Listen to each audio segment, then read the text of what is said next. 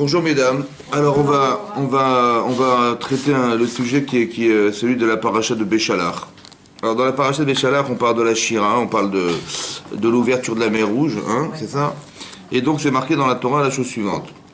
C'est marqué Vayomer Hashem el Moshe. Donc Hashem a dit à Moshe, Matitzak elai. Qu'est-ce que tu cries devant moi? C'est-à-dire qu'est-ce que tu pries devant moi? D'abord le Ben Israël, Veisaou, hein, que parle au Ben Israël et Veisaou, qu'ils avancent et qu'ils voyagent. Oui. Et Rachid explique là-bas, Rachid expliquait qu'en plein milieu de sa prière, Moshe est en train de prier pour essayer de sauver Israël, parce que les Ben Israël ont vu les Égyptiens arriver sur eux et ils ont commencé à se plaindre. Ils ont dit mais qu'est-ce qu'on a été faire de sortir d'Égypte? On aurait préféré rester en Égypte, travailler en Égypte que de mourir dans le désert. Est-ce qu'il manquait des cercueils en Égypte pour se soit obligé de mourir ici dans le désert? Et voilà, c'est ce qu'ils ont dit. Et il y a d'autres qui ont réagi en priant et en criant vers Hachem et donc la mer va s'ouvrir. Mais qu'est-ce que dit Hachem? Hachem il dit à Moshe Rabbeinu, mais c'est pas le moment de prier. Pourquoi c'est pas le moment de prier? Alors le Midrash explique pourquoi. Parce que lorsque les Bnei Israël se sont plaints, ils ont manqué d'Emouna. Ils ont manqué d'Emouna à ce moment-là. Ils ont dit, mais qu'est-ce qu'on a été faire de sortir d'Égypte? On aurait préféré mourir en Égypte honorablement que mourir ici dans le désert.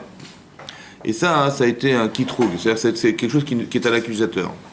Et c'est vrai, cette accusation est vraie. Alors Hachem il dit à Moshe, écoute, il faut répondre à la question des accusateurs. Et donc dit au Israël de rentrer de bouger.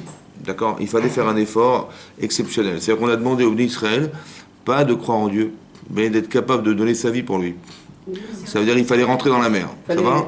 Donc celui qui est rentré dans la mer, le premier qui est rentré, c'est Narshon ben Aminadab. Il est rentré et les Israël sont rentrés avec lui. Mais qu'est-ce qui s'est passé? Donc ils sont arrivés, donc ils sont rentrés dans la mer. Et ils arrivaient à bout de souffle, comme ça, ils allaient étouffer, ils ont prié, c'est là qu'ils ont crié vers Hachem. C'est là que dit le Midrash, ils ont crié vers Hachem, et là, la mer va s'ouvrir. De quelle manière?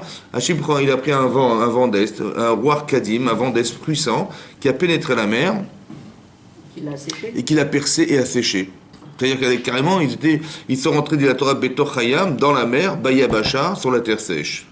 C'est-à-dire que le vent, il a percé la mer, et ils sont rentrés dans la mer. C'est marqué, ils avaient Choma. Il y avait une muraille d'eau à droite et une muraille d'eau à gauche. Bon, vous savez bien que la Torah est avoir deux mots. C'est logique que si le vent il rentre dans l'eau et il perce la mer, il y aura une montagne il y aura un mur d'eau à droite et un mur d'eau à gauche. C'était nécessaire de le préciser?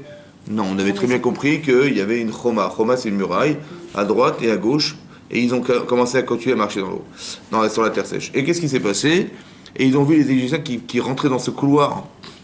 Et ils ont eu très peur. Et là, ce Hachem va dire à Moshe, prends ton bâton, tends-le vers la mer, et la mer s'est renversée sur eux. D'accord? Ils les ont noyés. Et là-bas, c'est marqué qu'ils ont vu Met al Sefatayam. Ils ont vu que finalement leurs ennemis étaient morts dans l'eau. Et là, ils ont fait la Shira, ils ont chanté la Shira. Et là, il s'est marqué Vayaminu B'Hashem. Et là, il s'est marqué qu'ils ont cru en Dieu. Ouv Moshe Avdo et en son serviteur Moshe Rabbeinu. On sait pertinemment qu'ils étaient déjà maminim. Depuis quand ils sont maminim? Depuis quand ils ont les Mouna, les d'Israël? Depuis qu'ils sont sortis. Depuis toujours. Depuis toujours. D'où on sait depuis toujours? Même là-bas, même quand ils Depuis toujours. D'où on sait? Parce que quand Hachem, il a demandé à Moshe Rabbeinu Parashat Shemot, il a dit, va libérer les d'Israël, il a dit, Lo yaminuli. Ils ne croiront pas en moi. Alors Hachem, il a dit, c'est simple, prends ton bâton, jette-le par terre, il va devenir un serpent. Il a eu peur. Il a dit, non, mais rattrape-le par sa queue, il l'a rattrapé par la queue, il est devenu bâton. Après, il a dit, mets ta main dans ta poitrine, elle est devenue lépreuse. Il a ressorti, il a dit voilà, et si voilà les deux signes, et s'il ne croit pas en ces deux signes, tu transformeras l'eau en sang. Pourquoi ces deux signes? Le serpent et la lèpre. Le serpent, c'est le Lashon Hara, et la lèpre, c'est la Lashon Hara, Metzora. Il a dit dis-leur que tu as fait du Lashon Hara, Motsi Shemra. Pourquoi? Parce qu'ils sont maminim des maminim. Ça va? Ils sont croyants, fils de croyants, c'est-à-dire qu'ils ont une croyance que tu ne peux pas enlever. Donc ils croiront en toi, ne t'inquiète pas. Ils avaient la Emouna ou pas? Oui. Est-ce que cette Emouna l'a servi à sortir d'Égypte? Combien sont sortis d'Égypte? Un cinquième, 20% qui sont restés, 80% qui sont restés. Ils sont morts ou pas? Oui, ils sont morts. Quand ils sont morts quand? Ils sont morts pendant la plaie des ténèbres. Pour ne pas que les Égyptiens ils voient que les Israéliens sont morts. Alors il fallait pas qu'on les voie. Et 80%?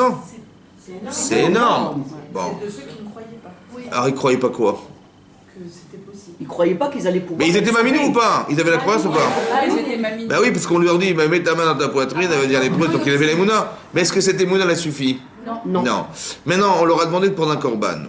Ce qu'on n'a jamais fait auparavant, c'est-à-dire qu'on n'a jamais fait auparavant et qu'on ne fera jamais plus. De prélever un korban le 10 du mois de Nissan, Et le manger le 14. de le conserver jusqu'au 14, de faire la shrita de ce korban le 14, de récupérer son sang et d'asperger les poteaux et les linteaux des maisons, ouais. Le manger le 14. Et après de le manger quand? Le 15, pardon. Dans la nuit du 14 au 15. Voilà, c'est ça. Voilà. Mais non. Pourquoi c'était courageux de faire un truc pareil? Pourquoi Hachem l'a dit prélevez-le le 10? Jamais le korban de Pessah, on le prélevait n'importe quand. Les Égyptiens étaient très croyants. Bah oui, c'était. Mais l'agneau, c'est un animal sacré. C'est un animal sacré. Il fallait qu'être capable de quoi? De narguer devant les Égyptiens devant eux en leur disant votre Dieu, voilà ce qu'on va en faire. Et pas de le faire à la seconde même où on dit voilà, on va faire ça, vous inquiétez pas, et on va le faire en vitesse. Non. Pendant 4 jours. 4 jours. Maintenant, est-ce que c'était dangereux? Oui. La preuve, c'est que dans la paracha de Vaera, c'est marqué là-bas que quand Paro il a vu à partir de la plaie de Harov c'était la plaie des bêtes sauvages. Il a vu les bêtes sauvages arriver, il a dit non, bon, attendez, écoutez, faites votre sacrifice ici sur la terre d'Égypte. Il a dit on peut pas, parce que si on fait ça, ça va être une abomination pour les Égyptiens de sacrifier leur dieu sur la terre d'Égypte. On va partir à 3 jours de marche d'ici, à 3 jours dans le désert du Sinaï. Et là où Hachem nous dira d'aller, on ira. Parce que le schéma, de peur qu'ils ils vont nous lapider. Donc Moshe il a dit clairement que c'était dangereux de faire un sacrifice des dieux égyptiens sur la terre d'Égypte.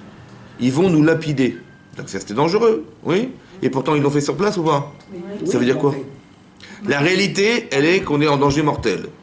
Et Hachem il dit, fais comme sur place. Et non seulement tu vas l'égorger, mais tu vas le manger. Sur place. Emouna. Mais quel émouna il faut avoir pour faire ça? C'est pas une émouna, je crois en Dieu. Mais oui, mais ça veut dire au détriment de sa propre vie. C'est ça qu'on leur a demandé. C'était pas simple de sortir d'Égypte. Il fallait une émouna. Maintenant, cette émouna-là, ils sont sortis d'Égypte ou pas? Ils ont eu le courage de sacrifier C'est quoi sacrifier l'agneau? C'est sacrifier ce qu'on a toujours été, des idolâtres. Sacrifie ton passé. Ça veut dire sacrifie ton passé. Toi, t'es idolâtre, tu renies carrément, mais au détriment de ta vie, hein, parce que tu sais que la réalité, elle est, comme il a dit Moshe Rabbeinu, ils vont nous lapider. Ils nous ont lapidés ou pas? Non. Comment ça se fait? Parce que quand tu crois en Dieu au détriment de ta vie, ne fais pas des calculs en disant mais qu'est-ce qui va m'arriver? Il va rien t'arriver du tout, ils vont pas te sacrifier. C'est ça, c'est passé quand ça? La veille de Pessah. Non. Le Shabbat qui précède Pessah, Shabbat à Gadol. Ce fameux jour où on leur a dit le 10 du mois de Nissan, vous allez prendre cet agneau, c'était quand? Le Shabbat à Gadol. Pourquoi il est Gadol ce jour? Il est Gadol parce qu'il y a eu un miracle. Est-ce qu'on a le droit de boire du whisky à Pessah? Et pourtant, ils se sont scotchés. Non, c'est vrai. Ils ont rien dit. Ouais, ils ont rien dit. Ils étaient scotchés devant ça. Pourquoi ils étaient scotchés? Bah, c'est bizarre, c'est un miracle. Comment tu prends son Dieu, tu le sacrifies devant lui, il ne dit rien. C'était miraculeux. Mais pourquoi en vérité c'est miraculeux pour qui? Pour nous, c'est miraculeux, mais pour eux? Mais c'était normal qu'Hachem fasse ça. Vous comprenez pourquoi? Parce que tu donnes ta vie pour Hachem, tu crois qu'il va t'arriver quelque chose? C'est ça qu'il faut croire. Ah, mais moi j'ai cru que quand on va faire ça, ils vont nous massacrer. C'est quand tu fais des mises-votes, et ben tu vas te faire tuer. C'est ça que tu as cru? C'est possible ou pas? Non.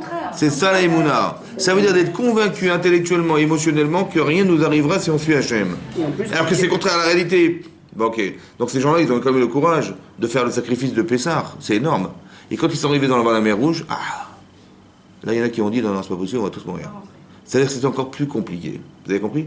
Ça veut dire que c'est quoi le problème en vérité? C'est comme ça. C'est la réalité contre ta croyance. Vous avez compris? La Emouna, c'est d'avoir une réalité d'Hachem très très profonde en soi qui va être contredite par la réalité. Bah, une fois, on va te dire on va te sortir d'Égypte. On va dire voilà, je suis le sauveur d'Israël, je suis Moshe Rabbeinu. Ils vont pas me croire. Et qui va me croire que tu m'es apparu? Comme ça, il a dit Moshe Rabbeinu. Il dit ça, ils pourront croire, t'inquiète pas. Par contre, de croire qu'on est capable de sortir d'Égypte, il dit non, mais attends, on est très bien ici, hein, on va pas bouger. Ils n'ont pas voulu sortir. C'est-à-dire, là j'ai des certitudes là où j'habite. Mais non, demain où je vais aller, je sais pas, on m'a dit on va dans le désert. Attendez, 80% n'ont pas été mamines. Après on leur a dit mais sans seulement faire ça, mais ce qui va vous sauver, et ce qui va permettre à Hachem de Passar, qui a sauté au-dessus des maisons et qui nous a épargnés, parce qu'il a vu le sang sur la poteau et le linteau. Et là ils ont la mouna, laquelle est mouna, de renier son passé, et de s'engager dans le futur en disant c'est Hachem qui va nous sortir d'Égypte. C'est ça le korban de Pessah. Et Passar, comment? C'est pas la Teshuvah? Oui, c'est la teshuva. C'est-à-dire que quand ils ont dit on va sacrifier cet agneau, c'est quoi? C'est de dire on a toujours été idolâtre, de rien, c'est terminé, on n'est plus idolâtre. Mais jusqu'à quel point il faut faire au détriment de. Que tes convictions doivent être tellement profondes que tu sais que tu te mets en danger, mais quand même tu suis Hachem. C'était ça l'enjeu. Vous avez compris? C'est-à-dire qu'on a transformé nos personnes. Comment? Parce qu'on a dit, la conviction qu'on doit sortir d'Égypte, la conviction que Hachem a raison, la conviction qu'il faut recevoir la Torah était tellement forte, au-delà de limites de sa propre vie. Parce que Moshe l'a très bien dit, il a dit, mais si on lapide il savait pertinemment, de toute façon, si tu lapides des agneaux en Égypte, ils vont te lapider, évidemment. Et ils n'ont pas lapidé. Pourquoi? Parce que on a été convaincus, alors Hachem il fait ce travail. La croyance qui permet aussi, comme si je permettais en croyant en Dieu, à Kadosh Baruch Hu, de faire que lui, il va s'arranger avec ce qui va se passer derrière. Toi, tu fais ton travail, il fait le sien. Mais c'est pas cohérent, c'est pas cohérent physiquement, mais ça reste cohérent dans quoi? Dans la limite de ce que tu sais. Tu peux pas disparaître d'une mitzvah. Vous comprenez? C'est ça la croyance. Maintenant, cette croyance, elle n'a pas suffi lorsqu'on est arrivé devant la mer Rouge. Qui c'est qui a cru? Narshon, il est rentré dans l'eau. Alors écoutez-moi bien, c'est marqué dans le texte de la Torah comme ça. Ils sont rentrés dans la mer, sur la terre sèche. Bayabasha, il est marqué Betoch Hayam Bayabasha. Ils ont pénétré la mer et ils ont atteint la terre sèche. Et après c'est marqué l'inverse. Dans le texte de la Torah, c'est marqué Bayabasha Betoch Hayam. Ils étaient sur la terre sèche dans la mer. Et on nous dit, répète, que la muraille était à droite et à gauche. Ça va? Mais là-bas c'est marqué Choma. Sans vav. Il n'y a pas de vav. Choma, c'est écrit comme Choma. Choma, chet, vav, même he. Il n'y avait pas de vav. Chama, chema. Chema, c'est quoi chema? La crème. La crème du judaïsme. Non, c'est pas ça. Bah, c'est vrai, vous avez raison, chema, c'est la crème. Mais chema, c'est aussi la colère. Hachem, il s'est mis en colère. En colère de quoi? Alors écoutez bien. Il y en a qui ont eu le courage de rentrer dans la mer, qui est devenue la terre sèche. Mais ceux qui se sont plaints, ils ont vu qu'il y a un couloir d'eau qui s'est créé. Mais il était déjà terre sèche. Et là, c'est là qu'ils se sont engagés. Hachem, il s'est mis en colère. Parce que ce que vous avez fait n'a pas répondu à la question. Non. Vous avez profité de ceux qui ont cru pour passer derrière. On va passer. Chema. Là, c'est ça. Il fallait avoir le courage. Vous imaginez ce que ça veut dire, ça? Ça veut dire que ceux qui n'ont pas cru, ceux qui ont cru qu'il fallait sortir d'Égypte, ils ont fait le sacrifice de Corban Pessah. Super. Mais après, ils sont arrivés devant la mer Rouge, ils ont vu les Égyptiens courir derrière, armés jusqu'aux dents. Ils ont dit, on va tous mourir. Mais non, pourquoi Hachem a créé une situation, à votre avis, où on ne peut plus réfléchir? On ne peut pas réfléchir. Quand vous êtes devant la mer Rouge, et vous avez la droite à gauche, vous avez le désert, et derrière vous vous retournez, vous voyez l'armée égyptienne, l'armée jusqu'aux dents qui arrive sur vous, qu'est-ce que vous faites? Hein? Si, déjà, quand vous voyez une souris, vous criez. Ouais. Alors, quand je vois l'armée qui arrive là, hein? D'accord. Mais non, il reste plus que lui. Ça veut dire que là, hein, mais il fallait répondre instantanément. Mais pourquoi il fallait répondre instantanément? Vous savez pourquoi? Parce que la vérité, elle est dans l'instantané. Quand j'ai le temps de réfléchir, j'ai le temps de mentir. Mais quand j'ai pas le temps, j'ai pas le temps. Mais quand j'ai pas le temps, donc ce que je vais dire instantanément, c'est ce que je suis. Les gens qui ont crié vers Hachem, quand vous dites, il arrivait quelque chose, vous savez quoi? Mais nous, c'est parce qu'on dit, mais non, mais il est où le médecin? Il est où l'ambulance? C'est ça qu'on dit, non? Ils ont dit, non, tout de suite, Rabbi Shem. Pourquoi? Ça veut dire que vous avez vu l'instantané? Il y a une émouna. C'est-à-dire, à force d'avoir confiance en Hachem, à force d'avoir confiance au Sadikim, le réflexe, c'est lui. Ça veut dire qu'on est Mahamine. Vous avez compris? C'est là qu'on le voit. Sinon, on le voit. Sinon, on croit en quoi? On croit en autre chose. C'est vrai? Mais c'est très important que vous compreniez que c'est ça qui s'est passé. Choma. Pourquoi c'est marqué qu'il y avait des murailles à droite à gauche? Oui. Et le symbole de la Emouna, il est à travers cet événement particulier. Parce qu'ils savaient de toute façon que d'une façon ou d'une autre, avec ces deux murailles, ils allaient peut-être pouvoir être... Oui, mais pourquoi des murailles? C'est quoi Choma, Miminam, Misemolam? Hein? Alors j'ai pensé comme ça reste entre nous. Hein. Peut-être l'idée c'est comme ça. Quand vous êtes devant la plage, vous avez la mer à perte de vue. Bon, qu'est-ce que vous voyez? De l'eau. De l'eau, et des vagues qui arrivent. Mais l'eau, elle est transparente ou pas? Non. Dites oui. L'eau, elle est transparente. Mais c'est bizarre parce qu'elle est transparente et on ne voit pas le fond de la mer. Oui, c'est ça. Donc, non, mais c'est bizarre, elle est transparente. J'ai dit l'eau, elle est, pas la mer, l'eau. L'eau, elle est transparente. De nature, l'eau est transparente. Mais c'est bizarre que, qu'est-ce qui nous empêche de voir le fond de la mer? Le reflet du ciel. Bizarre. Que le reflet du bleu du ciel, on dit, mais la mer, elle est bleue. Non, non, elle n'est pas bleue, tu mets ta main dedans, elle n'est pas bleue. Mais en fait, le bleu, c'est le reflet du ciel sur la mer. Qui c'est qui nous empêche de voir le fond de la mer? Le ciel. Dites-moi, il y a plus de richesse sur la terre ou dans la mer? Dans la Dans la mer. mer. Et dans la belle mer? Dans la mer. Non, j'ai dit dans la mer, vous avez raison, dans la mer. Il y a plus de richesse dans la mer que sur la terre. Ouais? Mais non. Qu'Hachem nous protège. Nous protège dans le ciel, nous protège dans la mer ou nous protège en terre? Nous protège en terre. Mais non, écoutez-moi bien. Donc Hachem nous protège, ça veut dire que quoi? Ça veut dire que quand vous voyez la mer à perte de vue, ce qui est incroyable, c'est qu'il y a plus de richesse dans la mer que sur la terre. Mais vous la voyez ou pas? Non. Non. Elle est cachée. Quand est-ce que vous allez la voir? En faisant du sous l'eau. Il faut rentrer dans la mer. Il faut s'engager, mesdames. Quand on s'est engagé, la mer s'est ouverte. C'est là qu'on a pu voir à travers les murs en transparence la richesse de la mer. Choma miminam ou misemolam. La Emouna, c'est pas de croire de l'extérieur. Les gens ils vont vous dire, mais comment tu es chômeur Shabbat, etc. Mais vous voyez, parce que vous êtes dans la mer, et vous voyez à travers les murs ce qui est la richesse de la Torah. Mais celui qui est à l'extérieur, qu'est-ce qu'il voit? Rien. On voit que Il les voit rien. contraintes. Il peut pas vous comprendre. Vous comprenez ça? Non, il se moque de nous, même à la limite. Il se moque pourquoi? Parce que lui, il voit dehors. Il voit de l'extérieur. Il dit, mais qu'est-ce que tu vois de l'extérieur? Bah, tu vois la plage, et tu vois la mer à perte de vue, tu vois rien, tu vois des vagues, et tu vois l'eau bleue. Mais est-ce que tu es capable de voir ce qui se passe à l'intérieur? C'est impossible. Il faut être capable de pénétrer dans la mer, et là, vous allez voir que la mer va s'ouvrir, et là, vous allez voir en transparence, dans les murs à droite à gauche, la richesse. Vous allez voir des coraux, des poissons, des baleines, des trucs, on ne peut même pas imaginer qui n'existent pas sur la terre. Ça veut dire qu'il est impossible d'avoir une émouna et de comprendre ce qui se passe à l'intérieur de la Torah si on n'a pas pénétré la mer. C'est impossible, vous comprenez ou pas? C'est impossible. On ne peut pas avoir une vision intérieure à l'extérieur. Mimina ou misemolam. C'est pour ça que le symbole de la Emouna, c'est celui-là. Peut-être d'expliquer l'ouverture de la mer Rouge.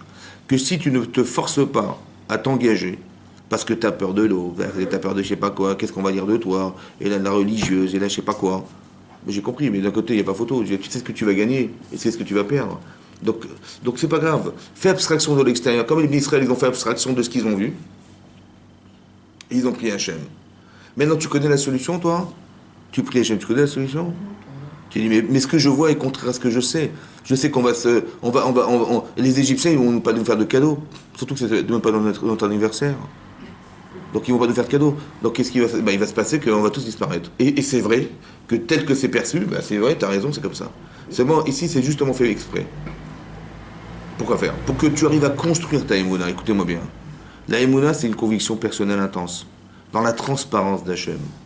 Est-ce que tu crois en lui ou pas? Par exemple, comment on va faire que tu vas croire? Parce que ce que tu vas vivre est contraire à ce que tu sais. Mais est-ce que tu vas plus croire en ce que tu vois ou en ce que tu sais? C'est dur de croire en ce qu'on sait. C'est dur parce que c'est contraire à la réalité. On te dit, prends le corban de Pessah. Attendez, mais vous rigolez ou quoi? Ils vont nous lapider. Est-ce que tu crois en ce que tu sais ou est-ce que tu crois en ce que tu vas voir? Tu arrives dans la mer Rouge, c'est pareil, vous comprenez? Où est-ce qu'on va échouer? On va échouer quand on va retrouver, on va envoyer les Méraglim, les explorateurs. Là, la misva, c'est de rentrer en Israël. On est arrivé au top. Maintenant, qu'est-ce qu'on a fait? On a envoyé les Méraglim. Qu'est-ce qu'ils ont fait? Ils sont revenus, ils ont dit, vous savez quoi? Regardez les fruits qu'on a rapportés. Alors, ils sont pas beaux? Hachem ne nous a pas trompés. Eretz zavattra la voûte vache. La terre où coule le lait et le miel. C'est vrai? Ou de vache. Avec quoi on fait du lait? Ou de vache? Des vaches. Avec des vaches. C'est ça. Hein? Vous parlez du miel, là. Oui, je parlais du miel, mais avec quoi on fait du lait? Avec des vaches. C'est ça. Ah oui, la traite. Des vaches. Mais non. Non, il fait de l'humour, il a raison. Mais vous avez compris, ça veut dire que c'est très important que vous compreniez que c'était compliqué. Mais pourquoi par hasard, les géants, ils sont là? Et le monstre des grands. Des grands, des monstres. Ouais. On était Karagavim Benem, on est comme des sauterelles. Est-ce que vous vous imaginez en sauterelle? Et vous voyez comme ça, et le monsieur est là-haut, là, il lève son pied, il vous fait de l'ombre, quoi que c'est les nuages, non? C'est son pied qui vous fait de... Mais c'est énorme! Mais pourquoi c'était tellement énorme? Pourquoi l'épreuve était tellement énorme? Parce qu'ils ne voulaient pas y croire. Pourquoi Hachem, il a mis des géants qui vivaient sur des montagnes, dans des forts fortifiés, dans des maisons... Mais c'est impossible. Parce que... Hein? il voulait peut-être pas encore... Pourquoi c'est tellement compliqué, à votre avis? Parce que c'est visuel. Parce que la émouna que j'ai intérieurement, elle est proportionnelle à ce que je vais voir. C'est une tout là. Ça veut dire que l'épreuve, elle est tellement énorme. Pourquoi elle est énorme? Parce que si on vous dit, vous savez, il y a des je sais pas moi, des indigènes qui vivent avec leurs petits flèches, leurs trucs comme ça, on va rentrer facile. Mais pourquoi c'est tellement compliqué? Parce que le niveau qu'on a atteint, il faut qu'il soit remis en cause. Par quoi? Ben, tu vas voir des géants. Ils étaient en train de se promener et ils entendaient des gens dire: ah tiens, on a vu des sauterelles humaines. Waouh! Ils se sont cachés dans une grotte pour se cacher des géants, et quand ils sont ressortis, ils ont vu que c'était des pots de grenades. Énorme! Ça veut dire que la réalité, elle est contraire à quoi? À ce que je sais. C'est là que la Emouna s'engage. Vous avez compris ou pas? De croire en Dieu, c'est facile. Croire en Dieu, c'est facile. Mais quand ta vie est engagée, quand tes principes sont engagés, quand ton image est engagée, quand ton amour propre est engagé, alors qu'est-ce que tu fais? Qu'est-ce que tu choisis? C'est toi ou c'est lui? Ah, c'est là que je sais. C'est là que je sais. Que ce que je sais est fort. Ça va? C'est pour ça que le symbole de la Emouna, il est représenté ici par l'ouverture de la mer Rouge. C'est marqué de la Gemara dans Sota, elle dit que cacher Zivougo chez la dame, cacher Zivougo chez la dame, cacher. Pas cacher l'aspirine, hein? C'est vrai que ça fait mal à la tête. Mais cacher, c'est quoi cacher? C'est difficile. Pour qui? Cacher Zivougo chez la dame. Cacher Zivougo chez la dame. Vous savez quoi en français? Cacher Zivougo. Zivougo. Son Zivoug, c'est quoi son âme sœur? Qui est créatième souf. C'est dur pour qui? Comme la mère des gens. C'est dur comme qui? C'est dur pour qui? Pour Hachem. Rachid dit pour Hachem. Qu'est-ce qui peut être dur pour Hachem? Rachid là-bas, il ramène dans Sigmar dans son Adafvet, il dit caché Zivougo qui est la dame qui est créatième souf. Il parle de l'engagement peut-être. Non, c'est difficile pour Hachem de mettre les âmes sœurs ensemble, quoi. Pourquoi c'est dur? Comme l'ouverture de la mer Rouge. Ça a été compliqué pour Hachem? Il a pris la mer, et l'eau, le vent, hop, il a percé l'eau, Il a attendu quand même. Qu'est-ce qui est dur pour lui? Qu'est-ce qui peut être dur pour lui? Rien n'est dur. Alors qu'est-ce que ça veut dire? Qu'est-ce que les Chachamim ils ont pu dire? Mais il attend que les Bnei Israël prient et tout ça. Il aurait pu le faire comme ça. Très bien. En quoi c'est dur? C'est quoi c'est dur? Dur. Caché. Il dit, bah, il est je sais pas moi, il est anxieux de ce qui se passe, il attend. Non, de reconnaître que peut-être ils n'allaient pas prier. C'est dur peut-être pour lui. En quoi c'est dur? Ah, c'est dur. Vous dites qu'il il est déçu. Ah, déçu. Dur dans le sens déçu. Ok. Caché pour lui, comme quoi, comme l'ouverture de la mer Rouge. Ça veut dire quoi? Comme Zivougo, comme l'ouverture de la mer Rouge. Ça veut dire quoi là-bas? Parce qu'il a défié la nature complètement. La Gemara dit comme ça. On dit comme ça. Hachem, il est mes avec Zivougim. Les filles Maaseh, selon leurs actes. Pourquoi les actes? Hachem, il trouve des personnes adéquates selon les actes des personnes. C'est quoi les actes? Leur mérite, On dit de façon objective. L'acte, c'est quoi l'acte? C'est quoi ce que vous faites? C'est quoi? C'est ce que vous êtes. Bah oui. Évidemment. Comment je sais comment elle est la fille? Comment je sais comment il est garçon? Ben, je vois ce qu'il fait. Pas qu'il fait, hein. Je vois ce qu'il fait. Parce qu'on pourrait se tromper. Donc je vois ce qu'il fait ou ce qu'elle fait, et donc ce qu'elle fait ou ce qu'il fait est représentatif de son caractère, de son émotion, de son intelligence, de je sais pas quoi. Mais c'est ça. Donc Hachem il est mis avec selon les Maasim, ça veut dire quoi? Tu as une personne qui te correspond en fonction de ce que tu es par rapport à ce que tu fais. Donc on voit les Maasim. Pourquoi c'est dur? Qu'est créatif souffle? L'Agma dit mais c'est faux. L'Agma dit c'est faux. Pourquoi? Ça veut dire que tout dépend de ce que j'ai fait. La personne qui me correspond dépend de ce que je suis, le mérite d'être cette personne. L'Agma dit qu'un tzaddik, il épouse une femme pudique, et un rachat, il épouse une femme proutsa. Pourquoi? Parce que le tzaddik, son problème, il est interne. Il sait qu'il y a un problème de Sarah, donc il cherche une femme qui est interne. La tsniout, c'est quoi la pudeur? Ouais, pourquoi on se couvre? Pourquoi faire? Hein? Parce que l'essentiel, c'est ce qui est dans le ciel. L'essentiel. Mais non, c'est l'essentiel, c'est ce qui est dans son cœur, ce que vous avez en vous, d'accord? Ça se voit pas dehors, ça se voit dedans. Donc je n'ai pas besoin de me montrer, j'ai besoin d'être intérieurement, donc je ne vais pas te tromper, donc je suis tsanoua. Et un homme, il cherche une femme qui comprendra son intériorité, pas une femme extérieure. Mais un type qui est rachat, qu'est-ce qu'il veut lui? Mais il veut un bibelot à la maison. Ouais, il veut une belle femme, il dit une belle femme comme elle est belle. Sois belle et tais-toi. D'accord? Sois belle et tais-toi. Ça veut dire que c'est ce que Achashverosh, il a regretté quand il a pendu sa femme. Il a dit, mais il a regretté sa beauté. Mais il n'a pas regretté madame, il a regretté sa beauté. Ça, si elle avait un peu grossi, il aurait dit superficiel, quoi. On peut la jeter, exactement. Il a plus faim, va chez ta mère. Va chez ta mère. Mais c'est grave quand même, ça veut dire, vous avez compris pas? C'est ça, ça dit crachat. Mais non, la Gemara dit qu'on est mes avec Zivogim, on est mes avec Hachem, il trouve des couples, il associe des couples, ouais. Comme la mer. Mais c'est marqué, il est mes avec, parce que les filles Maasem, selon leurs actes. Donc elle est comme ça, il est comme ça, super, clac, on les associe. Mais non, maintenant, la Gemara dit c'est faux. Et la Gemara dans Nida, il dit là-bas que Arbaïm Yom, 40 jours, l'ifne Yetzirat Avlad, avant la création de l'enfant. 40 jours avant, déjà, il y a une bat ploni qui dit une bat ploni, c'est-à-dire qu'il y a une voici qui dit bat ploni les ploni. Celle-là pour un tel. Bat ploni, la fille d'un tel pour celui-là. Donc est-ce que ça dépend des actes des hommes ou c'est déjà prédestiné? C'est déjà prédestiné. Donc qu'est-ce que l'Agma dit? Mais qu'est-ce que tu dis, les filles ACM? Oui, mais entre-temps, l'homme, il a fait la Neshama 40 jours avant, c'était ça. Mais quand elle est descendue, est-ce qu'elle est restée comme ça devait être en haut ou elle a fait autre chose? Ah, on va voir, justement. L'Agma dit, là, il y a une contradiction. D'un côté, on aimait avec Zigouïm, on accouple des gens selon leurs actes. D'accord? Le type, il a 20 ans, 25 ans. On dit, bah, quand est-ce qu'il est devenu, en fonction de ce qu'il est devenu, ce qu'il est, ouais, on lui propose une fille ou un garçon. Ça va? Elle, un garçon. Mais comment ça marche? Excuse-moi. Il est marqué les filles massées. Il a marqué l'inverse. C'est marqué, mais c'est déjà prévu depuis longtemps déjà. Avant même qu'il soit né déjà. S'il est du signe du poisson, ouais, il n'est pas né. Et même quand il n'était pas né, déjà, c'était prévu déjà. C'était prévu comme ça pour des actions T, mais quand il descend, les actions... C'est ce que l'Agma va répondre, exactement. C'est dommage que vous soyez venu parce que... Non, si vous aviez déjà la réponse... L'Agma répond ce que vous avez dit. L'Agma elle dit non. Mais l'Agma dit autrement, il faut le comprendre. Elle dit, ah, Zivug Rishon, ça c'est le premier Zivug, et ça c'est le Zivug Sheni, le deuxième. Premier Zivug, l'Agma dit Rachid Abaïdik, c'est le Mazal. Ça veut dire que quand on dit Bat Bnei, c'est le Mazal. Cette Neshama-là, elle correspond à cet homme de façon Mazal. C'est quoi le Mazal? Prédestiné, c'était pour lui, c'était cette fille-là. D'accord? Et après, ce qui est dur pour Hachem, c'est que la personne change. Elle ne correspond pas forcément à son Mazal d'origine. Donc, soit qu'on soit un homme ou une femme, selon ce qu'on est, on change. On n'est pas forcément en adéquation avec ce qu'on aurait dû être. Alors, c'est dur pour Hachem de trouver la deuxième personne. Celle qui correspond selon les actes et les choix des hommes et des femmes. C'est ça qui est dur. Oui, vous vouliez dire quelque chose? Ça rejoignait son idée. Ah, d'accord. J'avais entendu cette histoire de plusieurs Zivugim. Voilà. Et c'est ce que la Gemara dit, Zivug Rishon, Zivug Sheni. D'accord? Zivug Rishon. Donc c'est quoi qui est difficile pour Hachem? Ouais.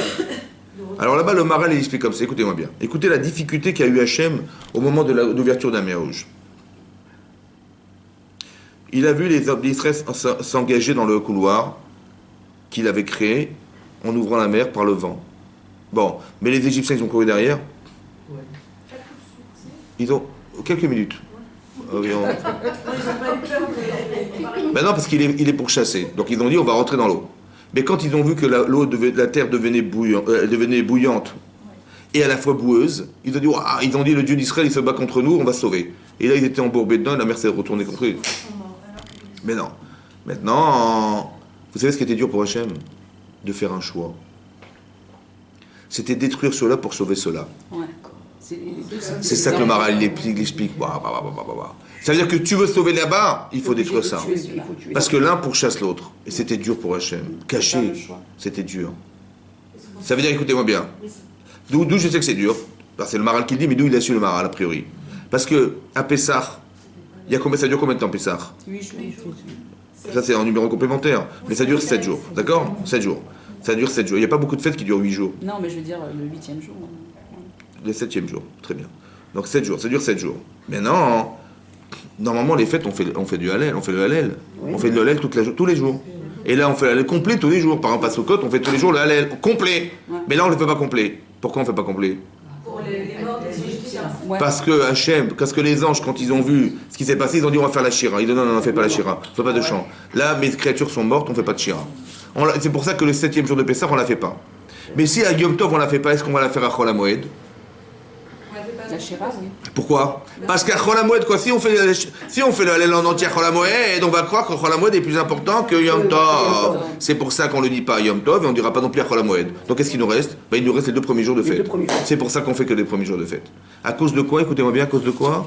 Parce qu'Hachem, il a eu de la peine de détruire ses propres créatures qui étaient tous des rachats. Des rachats. Pourquoi on dit pas rachat, nous? Parce qu'on n'est pas rachat, nous. Et c'est pour ça qu'on ne dit pas rachat. Maintenant, c'est important que vous compreniez qu'Hachem, il a eu de la peine. Mais comment c'est qu'il a eu de la peine, Hachem? C'est ses créatures. Ben, ils sont que ses enfants, pas son créature. Ça veut dire qu'est-ce qu'il voit, Hachem? Il voit pas ce qu'on est, il voit ce qu'on aurait pu être. Ouais. Et là, c'était dur pour lui. Il va être obligé de détruire ça pour sauver ça. Oui, donc difficile, pas dans le sens c'est dur, parce que c'est pas dur pour lui, dans le sens c'est douloureux, quoi. Oui, c'est ça. Douloureux, mais ça veut dire qu'il va être obligé de détruire pour permettre aux autres de vivre. Vous avez compris? Mais non, il y avait un Zivug organisé déjà depuis le départ ou pas? Bien sûr, oui. Ça lui est difficile de l'abandonner pour la prochaine. Caché qui est créé à Souf. Vous avez compris ça? C'est la même difficulté qu'Hachem il a. Parce que cette fille-là, elle correspondait à cet homme, c'était prévu depuis longtemps. Et voilà, il faut Zivou Grishon, je dis, ah, je vais être obligé d'abandonner ça, parce que monsieur ou madame, elles ont changé. Alors on va lui proposer autre chose. Et ça lui est difficile, Hachem. Un, c'est difficile de trouver la personne adéquate, mais c'est surtout difficile d'abandonner l'une pour l'autre.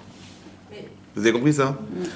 C'est ça des Zivou Grishon, comme ça le Maral l'explique. Le Maral de Prague, il dit, ça lui est difficile d'abandonner le potentiel, parce que cette fille-là, c'était vraiment sa femme, mais comme il a changé, ou bien madame, elle a changé, alors peut-être qu'elle a changé elle, et donc les filles ACM, ça lui correspond plus, c'est vrai?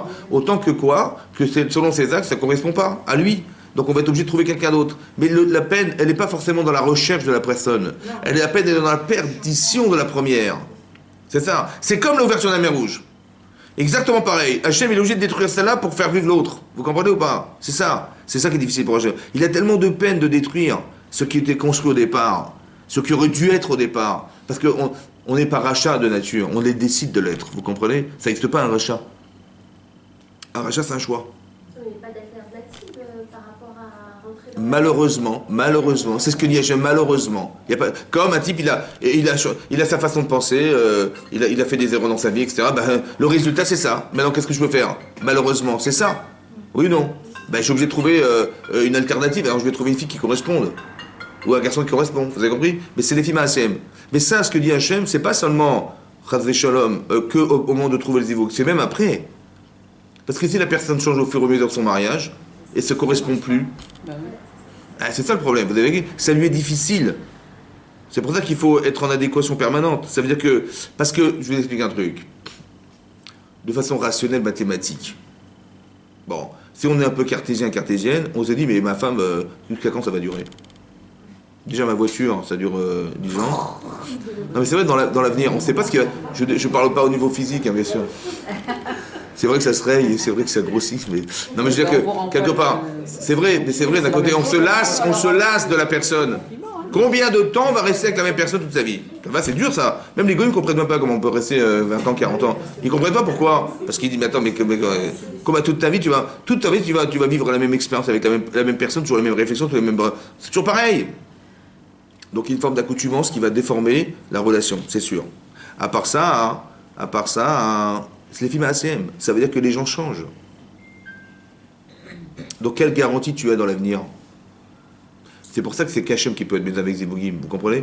Parce que si je suis rationnel, je dis mais... Sur le champ, ou quelqu'un qui fait des shidurim, il me dit voilà, cette fille elle te correspond, elle y fonce. Sur le champ, il a raison.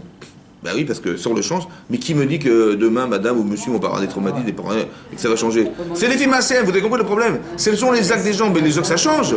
On change de mentalité, on change de perception, on change de machin. Il y a des gens qui ont des frustrations, des jeunes, ils veulent kiffer leur vie, ils n'ont jamais joué, les pauvres. Eh ben ils vont jouer adultes. Ça va, vous avez compris? On les a toujours à la rigueur, les machins, on croit qu'on rend service. On rend pas service parce qu'un enfant, il doit jouer.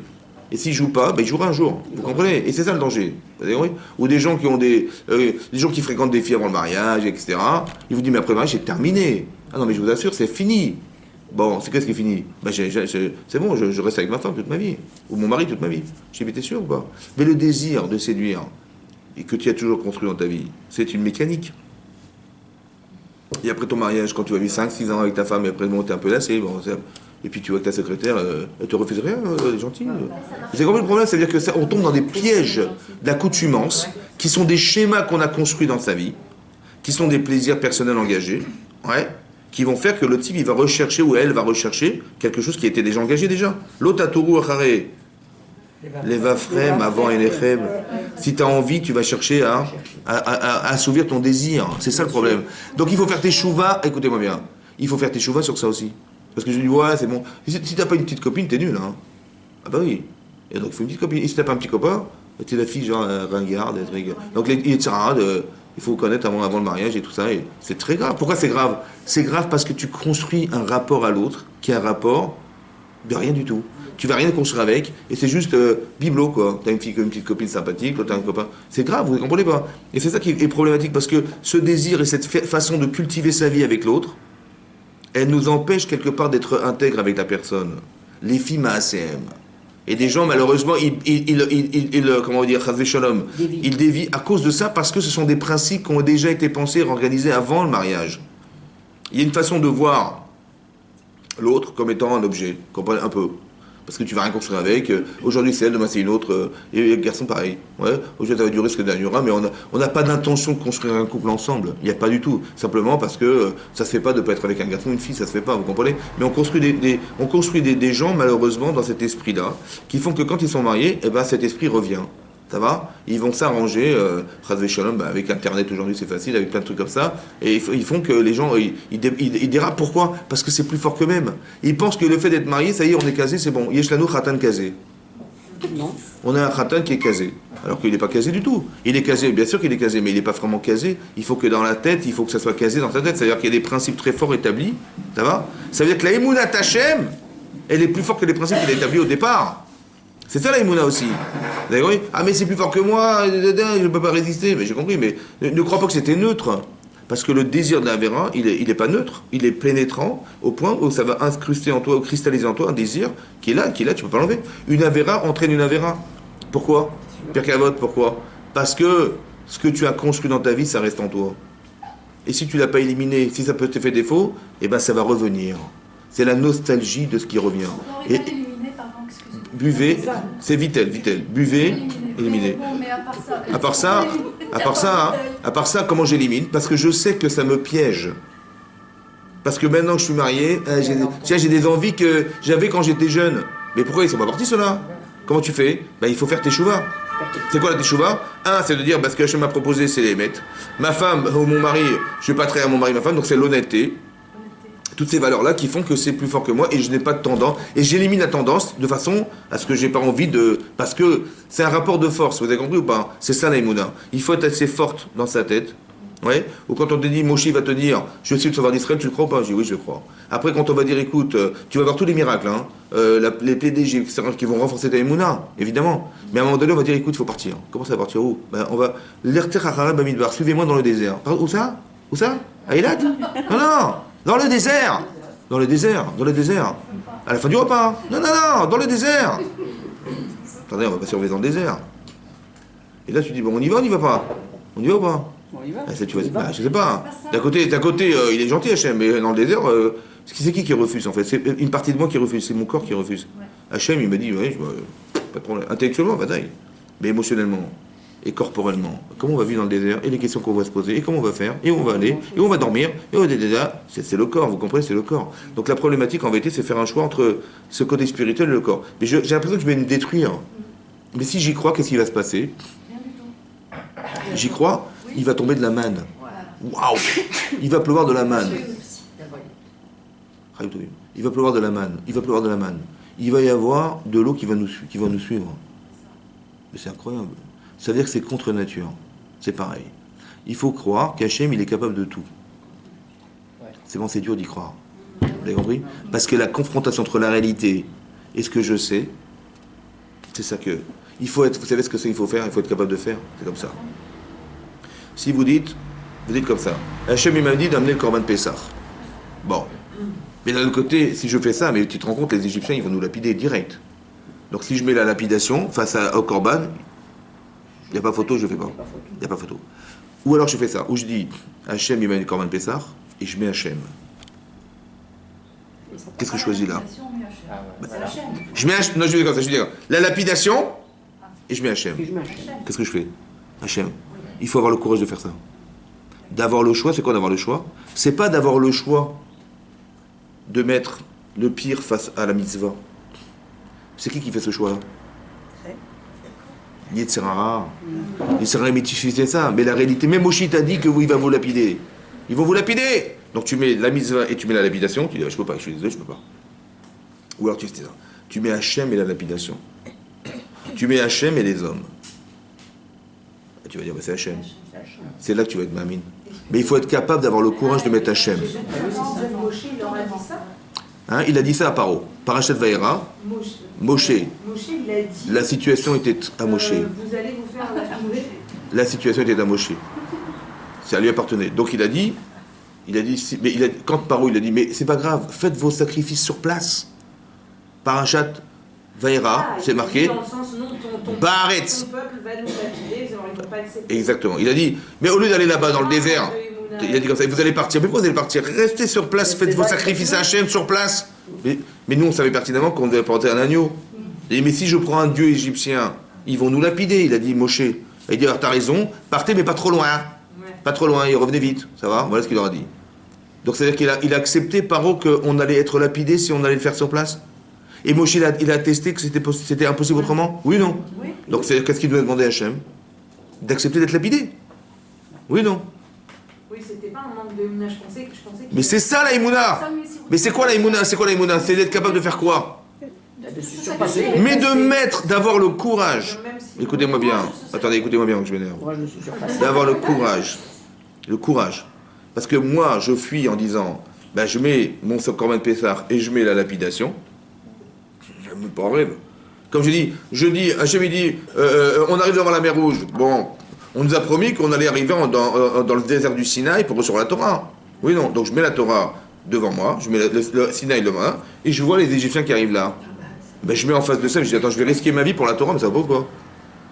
C'est ce que je crois, c'est ça qui se passe. Cette réalité, elle contredit ma Emouna.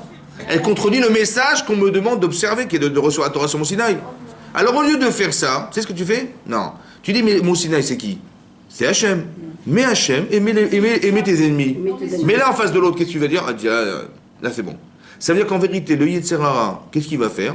Il va t'empêcher de mettre en phase deux vérités.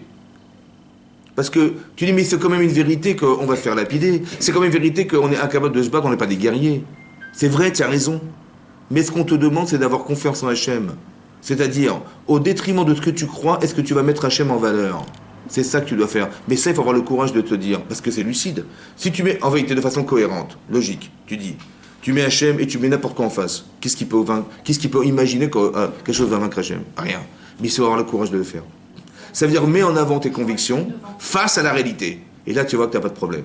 C'est-à-dire, quand est-ce qu'on a un problème? C'est quand on pense que c'est ce qu'on doit faire qui est face à la réalité qui n'est pas possible de faire. Vous comprenez? Tu peux pas rentrer dans l'eau, tu vas te noyer. Quand tu vas avoir des muscles comme ça, tu vas te battre, tu peux pas non plus. Qu'est-ce que tu crois? Donc je dis, mais non, mais j'ai une mitzvah de recevoir la Torah, et d'un côté, on m'a mis une difficulté en face de soi, qui est incompatible à la proportionnelle de ce que je dois faire. Incompatible. Ben, tu vas quand même pas te battre contre ça. Vous comprenez ou pas? Donc qu'est-ce que tu dois mettre en avant? Tu mets en avant la réalité face à la mitzvah qui t'incombe de... Comme par exemple, regardez, il y a un petit paradoxe. Écoutez-moi bien. Quand on est arrivé devant la mer Rouge, ça va? J'avais la mer face à moi, le désert à droite à gauche, et je me suis retourné, j'ai vu les Égyptiens. J'ai eu le réflexe de crier vers Hachem. Je suis rentré dans l'eau, et la mer s'est ouverte, et j'ai vu un truc fantastique, et j'ai permis aux autres aussi de voir, parce que je suis rentré dans l'eau, moi. Ça va? Eux, ils ne seraient jamais rentrés, mais moi, j'ai eu le courage de rentrer. Ces personnes qui ont eu le courage de rentrer, bizarrement, quand on leur a dit, on a envoyé les Meraglim, les explorateurs, ils sont revenus, ils ont dit, vous savez ce qu'il y a là-bas? Il y a des géants. Ils sont dans des villes fortifiées, sur des montagnes. Et il y a Amalek. Et vous vous rappelez d'Amalek? Amalek, c'était dur, hein? Voilà ce qu'ils nous ont sorti. Il dit, mais si déjà, les géants de la Torah, qui étaient des gens qui ont été sélectionnés, filtrés dans le cas Israël, il y avait une personne sur 1000, une personne sur toute la tribu.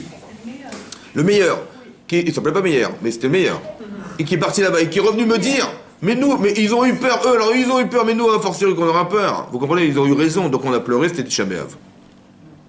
D'accord? Comment ça fait qu'on n'a pas crié vers Hachem?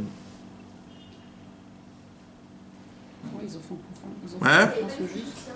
Comment? C'est pas les Égyptiens. Écoutez-moi bien, devant une difficulté, qu'est-ce que vous faites? Ben, vous criez. Bon, que ça soit l'Égyptien ou quelqu'un d'autre, on vous dit, il y a des géants, on a crié vers Hachem, sauve-nous. Non? Et non, on n'a pas crié. On a pleuré. Comment ça se fait que là-bas, on a crié, et là, on a pleuré? du désespoir. Hein? Ils y croyaient plus. Il n'y a pas la lumière. Comment ça se fait que quand on peut pas, quand vous êtes dans une difficulté, qu'est-ce que vous faites? D'accord? C'est ça qu'on fait. Donc on se tourne instantanément vers Hachem. Et là, ils n'ont pas fait ça, ils ont pleuré. Ils voulaient pas. Mais pourquoi? C'est quoi la différence? Pourquoi, des fois, dans ma vie, Ils avaient leur statut de juge et de... pourquoi dans ma vie, des fois dans ma vie, je me tourne vers lui, et des fois, je tombe dans un Biba Diallo. Hein? Mais ça arrange personne. Attendez, on vous dit, vous savez c'est ce qu'il y a là-bas? On vous dit, hein? Ça m'arrange. Mais ça arrange personne. Non, ils ont été fatigués. Hein? C'est vrai, ils étaient fatigués. Non, une question d'hormones. C'est une question de... Ils ont levé les bras, ils ont été désespérés. désespéré. Mais comment ça se fait? Écoutez-moi bien. Quand on est dans le désespoir, qu'est-ce qu'on fait? On crie vers Hachem, on se tourne vers lui. C'est ça qui s'est passé, Kriyat Souf. Ils avaient Israël Hachem, Ishmael Zarakatam, il a dit on va voir la merde. Donc le premier réflexe de quelqu'un qui est Ma'amin B'Hachem, c'est de se tourner vers Hachem. D'accord? Oui, non? Mais quand on nous a dit, vous savez, laissez tomber, on ne va pas rentrer en Israël maintenant. Ah, pourquoi? Parce qu'il y a des géants. On était Kachagavim Benem, on était comme des sauterelles devant leurs yeux. Vous imaginez l'image monstrueuse que ça représente. Et en plus, il y a des villes fortifiées, ils sont sur des montagnes, et il y a un Malek, et laissez tomber, on va pas y arriver. Donc quand on voit qu'on est dans l'incapacité à rentrer dans une mitzvah, alors qu'est-ce qu'on fait en général? Comme en Kriyat Souf. On nous dit ça, on voit les géants, on voit les Juifs arriver, le réflexe émettre, c'est de crier vers Hachem qui va nous sauver. Là, bizarrement, ils n'ont pas crié vers lui. Comment ça se fait? Parce qu'ils ont fait confiance aux explorateurs. Mais j'ai compris, mais quand bien même, ils ont dit ça. Ils auraient dû dire, mais comment vous avez osé parler? Quand on voit ça, j'entends ça, je dis, mais comment tu as osé dire, quoi, tu crois qu'on va pas s'en sortir? Mais Hachem, il va nous sortir et on va crier vers Hachem. C'est ce qu'exactement Yeshua Benoun, il a dit. Oui. C'est ce qu'il a dit Caleb Ben Yifouné. Caleb Ben Yifouné, il a dit au Israël, mais comment c'est qu'ils n'ont pas eu ce réflexe? Ils ne voulaient pas rentrer. Ils n'avaient pas envie de rentrer, c'est pas le moment. C'est dur à dire, parce que s'ils n'avaient pas envie de rentrer, alors bon, d'accord, ils n'ont pas eu. Mais nous, aujourd'hui, on va faire Tisha B'Av tous les ans parce qu'ils n'avaient pas envie de rentrer. Comment vous comprenez ça? Comment ça se fait que nous, on va faire Tisha B'Av, il y a le Chorban Abayit, parce qu'ils n'avaient pas envie de rentrer. Ils étaient un peu fatigués. Oui, c'est fatigant, il faut porter les valises pour passer la frontière. Dans le désert, ils avaient tout. Ils avaient la main. Ils ont eu peur. Attendez, attendez. En Eretz, il fallait qu'ils travaillent. Entre nous, je vous ai fait ce cours pour vous expliquer qu'ils ont pris le risque de perdre leur vie pour faire le Corban Pessah. Et vous me dites, il y avait la manne, il y avait le machin. Non, franchement. Il y avait la manne, il y avait les canapés en cuir, ils n'avaient pas besoin de faire des efforts. Vous croyez qu'ils sont tombés dans ce panneau là? C'était la première année, pas la 40e année, la première année. Ils ont vu les nissim, ils ont vu les mages, ils n'ont pas eu de réflexe, c'est bizarre. Alors j'ai pensé comme ça. Quand vous subissez quelque chose dans votre vie, vous n'avez rien fait, et vous subissez ça, tous vos premiers réflexes, Emouna, je paie appel à Hachem. Mais quand on vous demande à vous de rentrer en Israël, c'est vous qui devez rentrer. Dis pardon? C'est vous qui allez faire la guerre là-bas, c'est vous qui allez vous faire la guerre contre les géants. Il faut que je fasse ça. C'est pas que j'ai pas envie, je peux pas. Contre quoi je vais me battre? Mais j'y arriverai jamais. Quand vous subissez quelque chose, tu fais appel à Hachem. Mais quand Hachem il t'a dit, mais va toi en Israël, c'est ta mitzvah de rentrer là-bas. C'est moi, mais comment je vais y arriver? C'est là que je panique, c'est là que je pleure. Le chidouche, c'est que quand on te demande de faire quelque chose que tu n'es pas capable de faire, parce que, physiquement, tu ne peux pas te battre contre des géants. Donc ça veut dire qu'Hachem, il a pensé quoi? L'Yitzhara, il te dit, tu vas te faire massacrer. C'est ça qui va se passer. Parce que quand on est des sauterelles devant des géants, elle est où la solution? Physique. Alors rappelle-toi toujours comme ça, que quand tu peux rien faire, c'est une invitation à demander à Hachem de t'aider. Puisque la solution, elle n'existe pas physiquement. Elle n'existe pas. Non. Tu crois que tu vas te battre contre des géants? Tu crois que tu vas rentrer dans la mer? Tu vois, tout à coup, tu deviens un poisson, quoi. Non, ça n'existe pas. Tu vas devenir quoi? Tout à coup, des bouteilles d'oxygène qui vont en sortir. Non, ou des bouteilles d'eau, tu vas. Non. Ou alors que tout à coup, tu vas avoir des muscles, je sais pas quoi, tu vas faire la guerre contre les. Non. Donc physiquement, il n'y a pas de solution. Quand il n'y a pas de solution physique, c'est une invitation pour demander à Hachem de t'aider. Pourquoi c'est une invitation? Parce que quand tu décides, il y a une partie de toi et une partie divine. Il y a toi qui va faire quelque chose et Hachem, il va t'aider à faire que ce que tu dois réaliser, tu vas le faire. Donc lui, il a une partie, moi j'ai une partie dans l'exercice de ce que je fais. Mais quand tu ne peux plus rien faire, qui c'est qui va faire? À 100%. Ça veut dire que la émouna maximale que tu peux atteindre, c'est quand tu ne pourras plus rien faire. Et nous, quand on ne peut plus rien faire, qu'est-ce qu'on fait, nous? On s'écroule. Alors que c'est une invitation pour dire à Hachem, fais, et il va me montrer quelque chose qui est impossible. La mer va s'ouvrir, c'est impossible. Tu vas gagner la guerre, c'est impossible. Tu ne peux pas te battre contre des géants. Et pourtant, c'est ce qu'on va faire, on va réussir à faire, mais grâce à lui. Hachem inachem lachem, c'est lui qui va faire la guerre, mais vous, tacharichou, vous allez vous taire. Mais ça veut dire quoi? Mais c'est un cadeau extraordinaire. Alors qu'à l'inverse de ce qu'on croit, nous, que quand on est foutu, on croit qu'on est foutu. Mais donc ça veut dire qu'Hachem nous a abandonnés. Mais c'est pas possible. Donc tu es obligé de dire que ce qu'Hachem il va te montrer est à la mesure de ce que tu ne peux même pas imaginer. Et là, tu vas voir l'intervention divine. Et c'est là que ça va renforcer ta émouna. Ça va? Donc, plus c'est compliqué, plus c'est un révélateur de grandeur, d'Hachem. Et si on avait vu ce qui t'était passé, on serait rentré en Israël, c'était fini, Mashiach il arrive. Parce qu'on a atteint quelque chose qui est l'antithèse de ce qu'on croit en général. Vous avez compris ou pas? Le zivouk, c'est pareil. Tu dis, mais comment je vais trouver mon mari, comment je vais trouver ma femme? Plus c'est compliqué, plus c'est révélateur d'Imouna. C'est pour ça que Eliezer, qu'est-ce qu'il a fait Eliezer? Est-ce qu'il a trouvé la femme? Est-ce que Eliezer, il a trouvé la femme? Oui. Est-ce que Eliezer, il a cherché, il a trouvé la femme? Il a prié. Mais pourquoi il n'a pas été cherché? Cherche, va chercher, va chercher, va. Comment on peut chercher Il ne voulait pas chercher parce que... Comment? C'est impossible de chercher une graine dans le...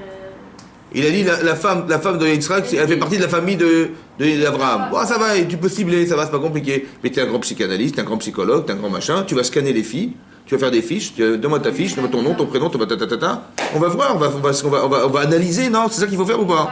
Non, mais Et lui, pourquoi il n'a pas, pourquoi il n'a pas analysé? parce qu'il avait toujours dans l'esprit qu'il y avait sa fille et il ne voulait pas rentrer dans ce... C'est vrai, ce que vous dites, c'est Il voulait vrai. pas rentrer Ça, dans c'est ce qu'il a dit quand il a refusé. Quand il a Mais refusé. finalement, il a accepté d'y aller. Oui. Et le premier réflexe qu'il a eu, c'est quoi? C'est d'aller chercher? Non, de prier. Pourquoi prier? Pourquoi prier? J'ai pas de dilemme. Pourquoi la prier? première qui sera là, c'est... Pourquoi il a prié? Mais c'est pas comme ça, on t'a pas demandé d'aller prier. On t'a demandé d'aller travailler. On t'a demandé d'aller travailler, trouver une femme pour Yitzhak. C'est ton travail. Et tu as l'honneur et le prestige d'aller trouver la femme de Yitzhak et le fils de ton maître. Vous savez que c'était le travail d'Hachem de le faire? Non, parce qu'écoutez-moi bien. Parce que c'est impossible, Raboteno. Qui peut dire c'est lui? Personne ne peut dire. Aujourd'hui, mais demain, et dans 10 ans, je peux voir. Il faut rester dans cet esprit-là. C'est impossible. Oui, mais en se donnant... Laissez-moi le finir. challenge. Laissez-moi finir. Puisque c'est impossible, si je prends que c'est possible, j'empêche Hachem de se démontrer que c'est possible. Vous comprenez ou pas ça? Donc qu'est-ce qu'il fait Hachem? Il faut que tu comprennes que c'est impossible. Et plus tu penses que c'est impossible, plus tu te tournes vers lui. Et plus tu te tournes vers lui, moins tu vas attendre. Pourquoi? C'est quoi le temps? Le temps, c'est le doute. Mais si tu doutes, bah évidemment, alors ça va prendre du temps. Parce qu'il faut que tu te solutionnes. Mais s'il n'y a pas de doute, pourquoi tu veux qu'Hachem te fasse attendre? Vous comprenez ou pas? Donc plus tu penses de façon rationnelle que c'est impossible, plus tu vas te tourner vers Hachem en disant mais il n'y a que toi qui peux m'aider. Vous comprenez ce que ça veut dire ça? C'est ça. C'est ça qui est aussi caché, qui est chrétien. Pourquoi? Parce que je vais faire un sacrifice personnel pour Hachem. Je veux dire, parce que moi, qui je suis pour prétendre que je vais trouver? Vous comprenez ou pas? Eliezer, il n'est pas fou, il dit, mais attendez, je vous explique. Si je trouve la bonne, super, j'ai gagné au loto. Et sinon, catastrophique. Parce que c'est pas un petit zivoug Israël, hein. C'est la pierre angulaire du clan d'Israël. Vous avez compris? Donc, est-ce que vous prenez le risque ou pas, vous? Alors, qu'est-ce que je fais? J'ai tellement peur de me tromper. La peur de me tromper que je dis écoute, il y a qu'Hachem. Mais en vérité, mon investissement, il est proportionnel. Si j'ai pas très peur, je dis ouais, ça va, t'as raison, mais je vais y arriver, on va trouver. Donc je m'investis. Mais en fait, j'empêche Hachem de le faire, vous comprenez ou pas? Parce que c'est lui qui est mes avec Zivougim. Donc plus je pense que je peux, et moi je lui laisse la chance de le faire. Et moins je pense que je peux, et plus je pense que c'est même impossible, et plus je me tourne vers lui en disant il n'y a que toi qui m'as sauvé, comme quand on s'est trouvé devant la mer Rouge. Mais qu'est-ce que tu crois que tu vas faire devant la mer? Tu vas nager comme un mer. Non, ou tu vas rentrer dans le désert, mais combien de temps tu vas vivre dans le désert? Il y a des animaux sauvages, il y a des scorpions, des serpents, impossible.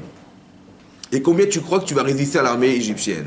Alors je me tourne vers lui. Alors qu'Hachem il fait exprès qu'il n'ait pas de solution physique. Soit tu dis, bah écoute, on est foutu. Soit tu dis, non, c'est une manière qu'il a de me démontrer qu'il existe à 100% pour moi. Alors je vais le laisser faire. Pas Bouygues. Alors pourquoi ils n'ont pas fait ça? Hein? Comment? Pourquoi ils n'ont pas eu ce même état d'esprit? Alors j'ai expliqué pourquoi. J'ai expliqué. Quand on subit quelque chose, on n'a rien à faire, alors on demande à Hachem.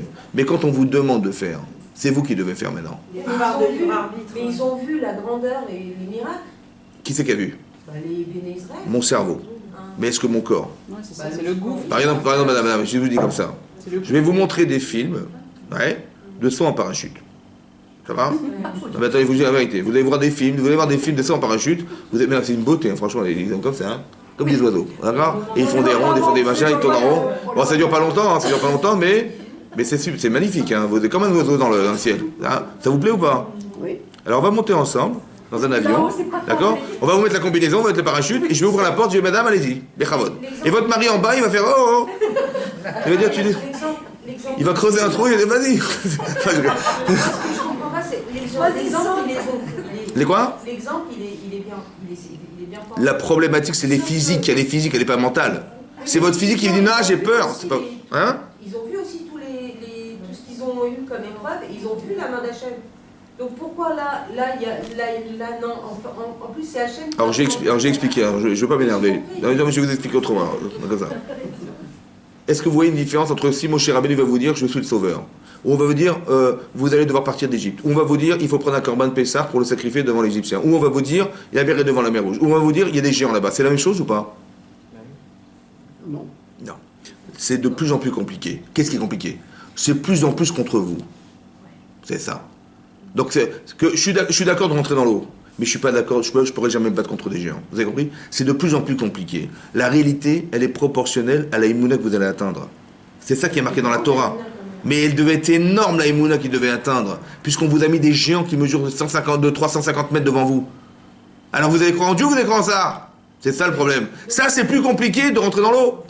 C'est pour ça que la difficulté, la Emouna, c'est quoi? C'est un révélateur de conscience que je dois avoir en moi, en me disant, mais jamais rien ne pourra se confondre avec Hachem. Jamais. C'est ça que c'est dur, c'est ça qui est dur. Comme la mer Rouge, Tu es dans la mer Rouge, qu'est-ce que tu fais? Comme la mer Rouge, c'est pareil. La différence, c'est que là, on t'engage. Là, tu subis. Tu es devant la mer, on dit, Khanou, vous allez camper devant la mer. Et tout d'un coup, tu vois les gens arriver. Ben, tu subis. Quand tu subis, tu fais appel à lui. Ah, le Bishul Marhaï. Mais quand on dit, mais il n'y a pas de Bishul Marhaï, c'est toi qui dois faire, mon vieux. Tu dois aller là-bas et tu dois aller sauver des gens dans les camps de concentration. Vas-y, va. Ah, pardon? Où ça? Quand? Avec quelle heure? C'est dur, vous avez compris? C'est contraire à ta réalité, mais il faut y aller. T'as une mitzvah. Mais c'est une contraire à notre réalité aujourd'hui. Mais eux, à leur époque, à l'instant T, c'est pareil. Mais ils avaient pareil. Mais j'ai expliqué, encore une fois, mettez en parallèle ce que vous croyez en ce que vous voyez. C'est pareil. C'est ce principe, il est dans toute époque. Mais ce qu'ils ont vu n'a rien à voir avec ce qu'ils vont voir. Quand vous êtes devant la mer Rouge, vous êtes encore capable de dire je rentre dans l'eau, ça va, Hachem va nous aider. Mais de vous demander d'aller vous battre contre des géants qui mesurent 350... La Tour Eiffel, vous avez la Tour Eiffel en face de vous, vous voyez les pieds de la Tour Eiffel? C'est les mollets du bonhomme. Vous êtes devant comme ça et vous voyez ça. Alors qu'est-ce que vous faites? Allez-y, battez-vous avec votre épée. Mais votre épée, mais c'est... On va se battre, mais on sait que Hachem il est derrière nous. Mais à ce moment-là, vous pensez qu'il est là? Bah logiquement. Bah dites la vérité. Non. Moi non, personnellement non. Mais eux, mais si vous étiez, mais la preuve, c'est qu'ils ont aussi échoué dans cette preuve. Mais ça veut dire que le physique avait plus d'emprise. J'allais croire qu'il fallait que je me batte. parce qu'il y a beaucoup de choses qui fait que il y a la manne, il y a l'ouverture, il y a les, je sais pas, ils ont vu les Égyptiens Très bien. se faire tuer. Mais c'est pour ça qu'on a mis des géants, madame. Oui, même s'ils mettent les géants. Parce que si on vous avait dit, il y a des gens, ils sont armés comme en l'an 14. Bon, ça va, il n'y a pas d'épreuve. Mais c'est pareil. Oui, mais non. David de Goliath. Exactement, c'est pareil. C'est-à-dire quelque chose qui est au-delà de vos limites. Est-ce que vous allez plus croire en ce que vous voyez, en ce que vous savez? C'est ça le problème de l'Emouna. Il faut que votre Emouna soit tellement émotionnelle que vous rigolez de voir Goliath, de pauvre. Vous avez compris la différence? Mais il faut le concevoir, il faut l'accepter en soi, il faut être Mekabel. C'est ça la Kabbalah mitzvot. C'est pas de ça, j'accepte sur moi de faire des mitzvot. Non, j'accepte Hachem. J'accepte cette réalité, j'accepte la conscience que j'ai de lui. C'est autre chose. Pas pareil. C'est pareil, le zivouk c'est pareil. Si je crois que je vais y arriver moi, qu'est-ce que j'ai une chance. Et c'est pour ça que j'ai peur. Parce que je dis, qui me dit que, et qui va croire que, et peut-être ça va changer. Je dis, mais non, mais laisse, tu mets tes mains entre. C'est Hachem. Il va pas se tromper lui. Donc il va te présenter la bonne personne. Et quand je pense. Hein? Il s'est pas trompé aussi quand il leur a fait tous les miracles. Ouais. Quand il leur a demandé d'aller se battre. C'est vrai. Mais quand on est dans une panique, on ne réfléchit pas, madame. Non. C'est ça que je dis. Donc qu'est-ce qu'il va faire? C'est vous et votre réflexe. Mais c'est vous, ce que vous allez faire, c'est ce que vous êtes. Parce que là, il n'y a pas de mensonge. Vous avez compris, c'est l'instantané. Non, mais j'ai compris aujourd'hui. C'est tout. Nous, aujourd'hui, Mais oubliez-nous, aujourd'hui, c'est pareil. Alors, encore une fois, c'est proportionnel, madame, c'est proportionnel.